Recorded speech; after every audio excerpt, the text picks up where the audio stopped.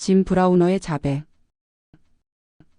그날 밤 홈즈는 베이커가의 하숙집에서 담배 파이프를 입에 물고 말했다. 이 사건은 홈즈와 주홍색 글씨나 홈즈와 4개의 서명 사건에서와 마찬가지로 결과에서 원인으로 거꾸로 추리를 해 올라가야 하네. 레스트레이드에게는 편지를 보내어 결과를 알려달라고 부탁해 놓았지. 아직 분명치 않은 점이 있어서 범인이 체포되어야 알 수 있는 것들이 몇 가지 있거든. 그 정도는 경감에게 맡겨두어도 괜찮겠지. 추리하는 데는 엉망이지만 일단 목표가 정해지면 찰거머리처럼 집요하거든. 경시청에서 그가 인정을 받는 것도 그의 집요한 성격 때문이라네. 그럼 이 사건은 아직 완전히 해결된 것이 아닌가, 홈즈? 중요한 점은 모두 해결을 보았네. 이 피비린내 나는 살인극의 주인공이 누구라는 것은 이미 드러났지만 살해된 사람 중 하나가 어떤 인물인지 알 수 없다네. 물론 자네도 나름대로 결론을 내리고 있겠지만 자네는 리버풀 기선의 선원 짐 브라우너를 지목하고 있겠지? 그가 범인이 틀림없네. 하지만 이렇다 할 증거가 없고 막연한 추측뿐이잖나. 막연하다니? 내가 보기에는 이렇게 명백한 사건도 드물다네. 주된 내용을 간추려 보세. 카싱 부인 댁에 갔을 때 우선 무엇을 보았는가? 부인은 비밀 같은 것은 지니고 있을 수 없을 만큼 온화하고 품위가 있었네. 그러나 사진에서 두 동생이 있다는 것을 알았네. 그래서 곧 귀가 든 소포는 동생 중 누군가에게 보내진 것이라는 것을 알 수가 있었지. 하지만 그 생각은 그대로 두고 나중에 확인해 보기로 했네. 그리고 자네도 알다시피 뒷마당으로 가서 소포와 그 속의 끔찍한 내용물을 살펴보았던 것이네. 노꾸는 배에서 돛을 꿰맬 때 쓰이는 것이었어. 그래서 이 사건은 바다와 관계가 있는 것으로 직감했다네. 그리고 그 매듭 역시 뱃사람들이 흔히 매는 방식이었거든. 그리고 소포를 발송한 곳이 항구가 있는 벨파스트였고 남자의 귀에도 귀고리를 다는 구멍이 뚫려 있다는 것은 그것이 무사람보다는 항구 도시의 젊은이에게 흔한 것으로 보아 사건의 인물들이 바다와 인연이 있다는 것을 짐작할 수 있었네. 소포의 수치 문제에서는 그것이 성은 카싱이지만 이름은 약자 S로 처리했다는 점에 흥미가 쏠렸지. 우리가 만난 가장 위인 수장 카싱 부인의 이름의 머리 글자도 S이지만 둘째인 세알라도 그 머리 글자가 S가 아닌가? 그렇다면 수사는 새로운 방향에서 다시 시작할 필요가 있었지. 그래서 그 점을 명백히 하기 위해 거실로 되돌아갔던 것일세. 그때 내가 카싱 부인에게 아무래도 상자는 잘못 보내진 것 같다는 말을 하려고 했을 때 내가 갑자기 말을 중단했던 것을 기억하나? 실은 그때 무엇인가를 보았기에 수사 범위가 훨씬 좁아졌던 것일세.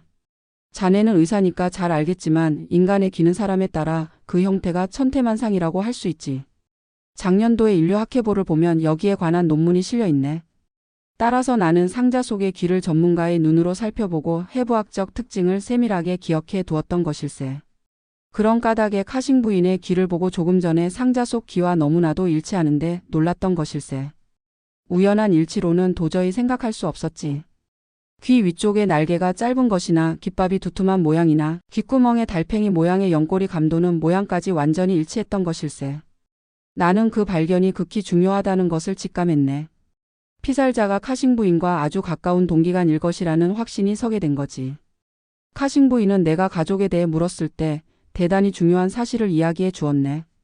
우선 둘째인 세알라가 극히 최근까지 한 집에서 살았다는 것이었네. 그 때문에 착오가 생긴 걸세. 즉, 그 끔찍한 소포는 언니인 카싱 부인이 아니라 바로 세알라 카싱에게 보내진 것이 확실해졌던 것일세. 다음에는 막내인 메어리와 결혼한 선원 짐 브라우너와 세알라의 관계가 관심을 끌었지. 세알라는 처음에는 짐에 대해서 호감을 갖고 그들이 사는 리버풀까지 가서 함께 살 정도였지만 어느 사이엔가 틈이 벌어져 동생의 남편에 대해 험담을 늘어놓게 되었다는 이야기를 들었지. 따라서 짐 브라우너가 세알라에게 그런 소포를 보냈다면 언니와 함께 사는 크로스가의 카싱 부인 댁일 수밖에 없지. 여기까지 생각이 미치자 문제는 분명해졌네. 짐 브라우너는 아내 메어리를 깊이 사랑했지만 때때로 술을 퍼마셨네. 그런데 그 메어리가 어떤 사나이와 함께 살해된 것일세. 범행 동기로 곧 머리에 떠오르는 것이 질투에 얽힌 남녀관계였지. 그렇다면 살인을 암시하는 물건을 왜 세알라에게 보낼 필요가 있었을까? 아마도 세알라가 리버풀에서 동생 내외와 함께 사는 동안 이번에 비극을 불러일으킬 씨앗을 뿌린 것이 아닌가 생각했네. 알다시피 그 기선은 벨파스트, 더블린, 워터퍼드의 순으로 기항을 하지. 따라서 짐 브라우너가 이를 저지르고서 곧 자기의 배인 메이데이호를 탔다면 우선 그 끔찍한 소포를 우송할 수 있는 항구는 벨파스트가 되네. 이 단계에서 또 다른 가능성도 생각할 수 있었지. 즉 소포 속의 남자의 귀가 브라우너의 것일지도 모른다는 생각일세. 누군가가 브라우너와 그의 아내 메어리를 욕심냈다가 일이 잘못되어 그들 부부를 순간적으로 살해했을 가능성 말일세. 물론 조리가 맞지 않는 점은 많으나 있을 수 있는 일이기는 하지. 그래서 나는 리버풀 경찰에 근무하는 친구 엘거 경감에게 전보를 쳐서 브라우너의 부인 메어리가 집에 있는지, 브라우너는 메이데이호를 타고 떠났는지의 여부를 조회했던 것일세. 그리고 그 길로 웰링턴에 있는 새알라 집을 찾아갔었네. 나는 그들 자매의 귀의 특징이 새알라에게는 어떻게 나타나 있는가를 보고 싶었던 것일세. 그리고 또한 새알라에게서 중요한 정보를 얻을 수 있으리라는 생각도 있었지만 그 점에 대해서 큰 기대는 하지 않았네. 신문에 그 끔찍한 소포 사건이 보도된 이상 새알라도 이미 그 소식을 듣고 그 소포가 누구에게 보내온 것인지 알고 있었을 것일세. 그리고 경찰에 협력할 생각이 있었다면 벌써 경찰에 신고했어야 했지. 하지만 새알라의 집문전에서 소포 때문에 뇌 이상이 생길 정도의 충격을 받았다는 것을 알았네. 그래서 새알라가 소포의 의미를 잘 알고 있다는 것이 더욱 명백해졌지. 그래서 새알라를 만나볼 필요는 더더욱 없어졌던 것일세. 그러자 엘거 경감에게 부탁한 조의 내용이 내가 지정한 레스트레이드 경감 앞으로 도착했지. 겉봉을 뜯어보니 짐 브라우너의 부인 메어리는 집을 비운 지 3일이나 된다는 것이었네. 한편 선박회사에 확인해본 결과 메이데이호를 탄 브라우너는 내일 밤 런던에 도착할 예정이라는 것이었네. 그 기선이 도착하면 머리는 둔하지만 용감한 레스트레이드 경감이 마중 나갈 테니까 곧 끝장이 날 걸세. 홈즈의 예상은 보기 좋게 맞아떨어졌다. 이틀 뒤에 두툼한 봉투가 배달되었는데 봉투 속에는 레스트레이드 경감으로부터 온 짧은 편지와 타자기로 친 서류가 들어 있었다. 홈즈는 흘끔 나를 바라보고 말했다. 레스트레이드가 무슨 소리를 썼는지 읽어줄까? 셜록 홈즈 귀야. 계획에 따라 나는 오늘 6시 엘버트 선착장에 나가 리버풀, 더블린, 런던 기선 회사 소속의 여객선 메이데이호에 승선했습니다. 조사 결과 메이데이호에 짐 브라우너라는 선원이 근무하는 것이 확인되었으나 선장의 말에 의하면 이번 항해에서 미친 사람처럼 행동하여 일을 쉬게 했다고 합니다. 그래서 그의 방으로 가보니 옷상자 위에 걸터 앉아 양손으로 얼굴을 감싸고 쪼그리고 앉아 있더군요. 우람한 체격의 잘생긴 사나이였습니다. 내가 신분을 밝히자 도망치려 하기에 미리 배치한 수상. 경찰의 도움을 받아 갑자기 기운을 잃은 그의 손목에 쉽게 수갑을 채울 수가 있었습니다. 우리는 브라우너를 유치장에 수감하고 무엇인가 증거가 될 만한 물건을 확보하기 위해 그의 옷상자를 압수했습니다. 선원들이 흔히 갖고 있는 대형 잭 나이프 밖에는 별것이 없었습니다. 하지만 더 이상 증거물을 갖출 필요도 없게 되었습니다. 그를 신문하자 순순히 모든 사실을 자백했기 때문입니다. 그래서 브라우너의 자백을 속기해서 그것을 3통 타자쳐 한 통을 여기에 동봉합니다. 사건은 예상한 대로 극히 간단한 것이었습니다만 수사에 있어서 당신이 협조해 주신 데 대하여 감사하는 바입니다. 레스트레이드. 홈즈가 중얼거렸다. 사건은 극히 간단한 것이었다고? 하지만 나에게 편지를 보내어 원조를 청했을 때는 간단히 생각하지 않았을 텐데. 어쨌거나 짐 브라우너가 순순히 자백했다는 것이 어떤 내용일까? 홈즈는 나도 들을 수 있게끔 타자 쳐진 자백서를 소리내어 읽기 시작했다. 뭐 할 말이 있느냐고요? 있지요. 그것도 많이 있습니다. 속에 있는 것을 다 털어놓지 않고는 견딜 수가 없습니다. 교수형에 처하든 교도소로 처박히든 상관없습니다. 실은 사람을 둘씩이나 죽이고 나서는 마음 편히 자본 일이 없습니다. 앞으로도 죽는 날까지 제대로 잠을 이룰 것 같지도 않습니다. 때때로 그 녀석의 얼굴이 떠오르기도 하지만 대개는 메어리의 얼굴이 더욱 눈앞에 어른거립니다. 메어리가 크게 놀란 얼굴을 하고 있는 겁니다. 그럴 거예요. 그녀가 깜짝 놀란 것도 무리가 아니지요. 나는 그전까지만 해도 애정에 찬 웃음 띤 얼굴만 보여왔는데 그때의 내 모습은 마치 악마처럼 험악했을 테니까요. 하지만 만사는 메어리의 언니 새알라의 잘못이기에 나는 그녀를 저주합니다. 내 죄를 가볍게 할 욕심으로 그녀를 끌어들이는 게 아닙니다. 새알라가 우리 집에만 기어들어오지 않았어도 메어리의 마음이 나에게서 떠나가지는 않았을 겁니다. 실은 새알라가 나를 좋아하게 되었던 겁니다. 비극의 발단은 바로 그것입니다. 새알라는 나를 좋아하게 되었으나 내가 거들떠보지도 않고 메어리만 일편단심 사랑하자 그녀는 나를 증오하게 된 겁니다. 그들 자매는 3명이었습니다. 제일 위인 수장 카싱 부인은 온화한 분이었으나 둘째인 세알라는 악마고 메어리는 천사였습니다. 내가 결혼했을 때 세알라가 33살, 메어리가 29살이었습니다. 나는 행복했으며 리버풀의 어디를 뒤져보아도 메어리만큼 사랑스러운 여인은 없다고 생각했습니다. 결혼 후 일주일이 못 되어 세알라가 우리 집에 왔는데 곧 돌아갈 줄 알았던 것이 일주일이 지나고 한 달을 넘기자 어느덧 눌러 살게 되었습니다. 나는 그 무렵수를 끊었고 목돈도 모아둔 것이 있어 그야말로 장미빛 인생을 꿈꾸고 있었기에 일이 이렇게 되리라고는 생각지도 못했습니다. 나는 대개 주말에만 집에 돌아왔는데 화물 관계로 배의 출항에 차질이 생기면 한 줄 동안 내내 집에 머물러 있기도 했습니다. 그럴 때는 매일처럼 세알라와 얼굴을 마주 대해야 했습니다. 그 여자는 키가 늘씬하게 크고 검은 머리에 성미가 불같은 여자로 눈에서는 부싯돌에서 튀는 불꽃 같은 것이 번뜩이고 있었습니다. 하지만 사랑스러운 메어리가 곁에 있는 한 나는 그 요사스러운 여자를 생각해 본 일은 단 한 번도 없었습니다. 이건 하나님에게라도 맹세할 수 있습니다. 때때로 세알라는 나와 단둘이만 남아있고 싶어하고 함께 산책하러 나가자고 말하기도 했지만 나는 콧방귀만 낄 뿐 상대도 하지 않았습니다. 그런데 어느 날 밤 사정이 달라졌습니다. 배에서 돌아와 보니 메어리가 집을 비우고 세알라만 있었습니다. 메어리는 어디에 갔죠? 장 보러 간 모양이야 하고 대답했습니다. 내가 할 일 없이 방 안을 서성거리자 단 5분만이라도 메어리가 보이지 않으면 못 견디는 모양이군. 짐? 나도 여잔데 이럴 때는 여자 대우를 해줄 수는 없을까? 하고 빈정거리는 것이었습니다. 아니, 무시할 생각은 없습니다. 하고 말하며 손을 내젓는데 그 여자가 내 손을 꽉 잡았습니다. 내가 얼굴을 찡그리며 기겁을 해서 손을 빼자 그녀는 잠시 침묵을 지키더니 두고 보시지 짐. 하고 비웃는 듯 말하고는 방을 뛰쳐나갔습니다. 그 뒤로부터 세알라는 마음속 깊이 나를 미워하게 되었는데 그 여자는 누구를 미워하는 데 있어서도 철저했습니다. 그런 일이 있은 뒤로는 세알라와 한 집에서 지내는 것이 꺼림칙했지만 메어리에게 이야기할 수도 없는 노릇이어서 아무 말도 못하고 있었습니다. 그렇게 해서 표면상 평온한 날이 계속되었습니다만 어느덧 메어리의 행동이 이상해지기 시작했습니다.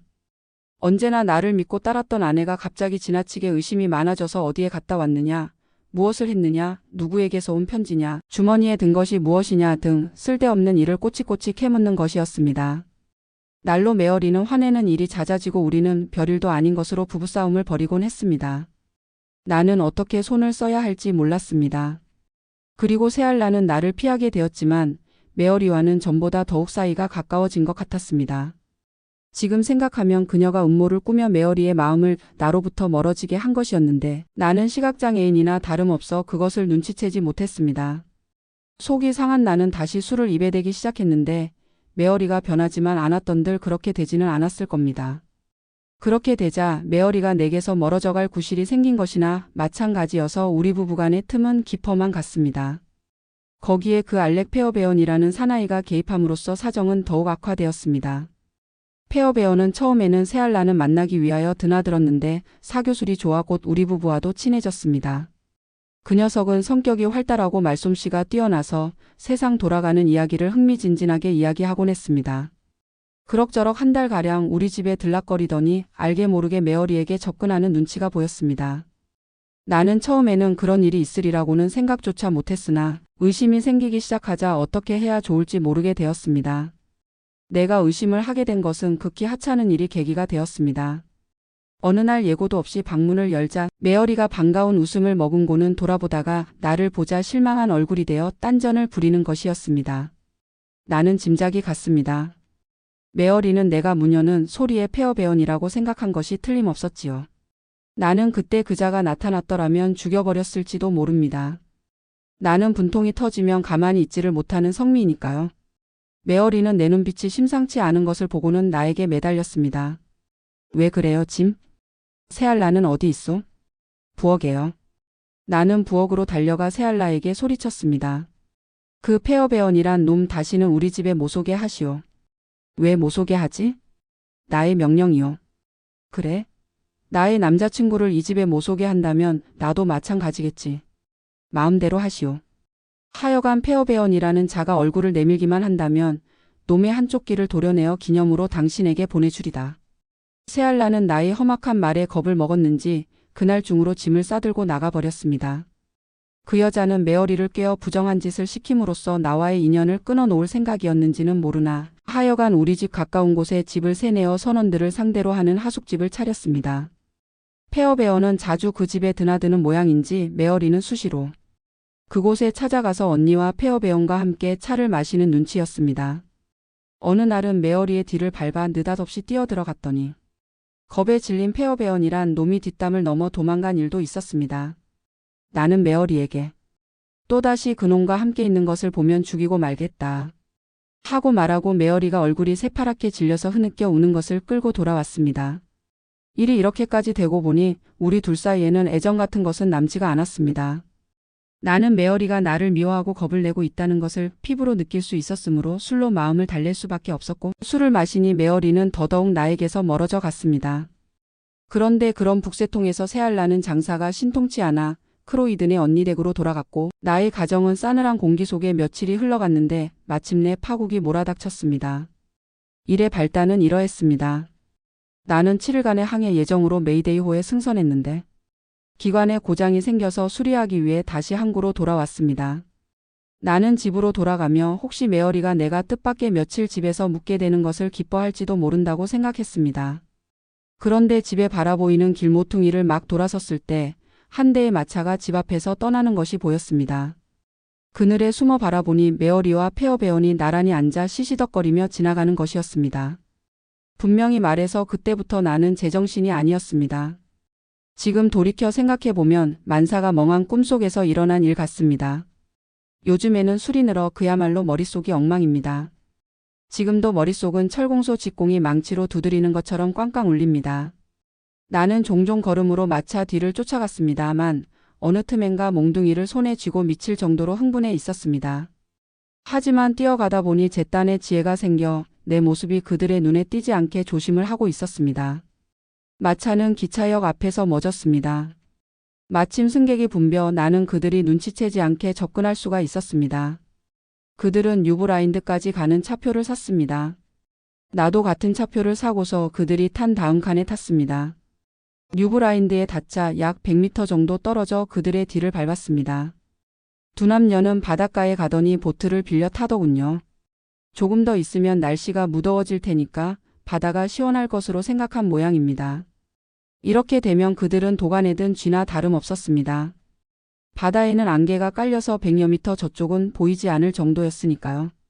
나도 보트를 빌려 그들의 뒤를 쫓았습니다. 둘이 탄 보트는 희미하게 보였으나 나는 천천히 뒤따라갔기 때문에 내가 거의 따라잡을 때는 기슭에서 1km는 떨어진 바다 위에 나와 있었습니다. 그 근처는 바다 안개가 커튼처럼 둘러쳐져 있고 거기에 떠 있는 것은 그들과 나 셋밖에 보이지 않았습니다. 가까이 온 보트에 내가 타고 있는 것을 알아보았을 때의 그들의 얼굴은 두고두고 잊을 수 있을 것 같지가 않습니다. 메어리는 비명을 질렀습니다. 페어베어는 미친 듯 노를 쳐들어 나를 때밀려고 했습니다. 그는 내가 자기를 죽일 것이라는 것을 직감했던 겁니다. 나는 몸을 비틀어 그의 공격을 피하고는 몽둥이로 그자의 머리를 내리쳤습니다. 그 녀석은 그 자리에서 쓰러지더군요. 나는 제정신이 아니었지만 메어리를 해치고 싶은 생각은 없었습니다. 그러나 그녀는 죽은 사내를 끌어안고는 알렉, 알렉 하고 울부짖는 것이었습니다. 눈이 뒤집힌 나는 그만 그녀마저 내리치고 말았습니다. 그때 나는 미친 맹수와 다를 바 없었습니다. 새알라가 그 자리에 있었다면 틀림없이 그녀도 죽였을 겁니다. 주위가 조용해졌을 때 나는 칼을 꺼내어 마이너스 말하지 않아도 아시겠습니다만 새알라에게 너 때문에 이렇게 되었다 는 증거로 그들의 길을 잘라보내는 것이 어떨까 하는 잔혹한 생각을 하게 되었습니다. 시체는 보트에 붙잡아 매고 배 밑에 구멍을 뚫어 시체와 보트가 바닷속으로 가라앉는 것을 지켜보았습니다. 보트 주인이 두 사람이 방향 감각을 잃고 멀리 떠내려간 것으로 생각하기를 기대했던 겁니다. 나는 옷매무새를 고치고 아무런 의심도 받지 않고 보트를 내려 집에 돌아와서는 메이데이호에 승선했습니다. 그리고 그날 밤에 소포를 만들어 이튿날 그것을 벨파스트에서 우송했습니다. 사건의 진상은 다음과 같습니다. 무슨 형벌을 내릴지 모르겠지만 나는 마음속에서 이미 무서운 가책을 받고 있으니까 그 이상 무서운 벌은 내릴 수 없을 겁니다. 눈을 감으면 그들의 얼굴이 나를 지켜보고 있습니다. 내가 안개 속에서 나타났을 때 겁에 질려 나를 바라보던 그들의 눈이 어른거립니다. 나는 그들을 단숨에 죽였습니다만 그들은 나를 두고두고 말려 죽이려 합니다. 이 상태가 계속된다면 나는 곧 미치거나 자살하고 말 것 같습니다. 나를 쓸쓸한 독방에 넣지 마십시오. 부탁이니 독방만은 면하게 해주십시오. 홈즈는 서류를 내려놓으면서 신음하듯 말했다. 인간에게는 이성이 있는데 어째서 이런 바보짓을 하게 되는 것일까? 끝.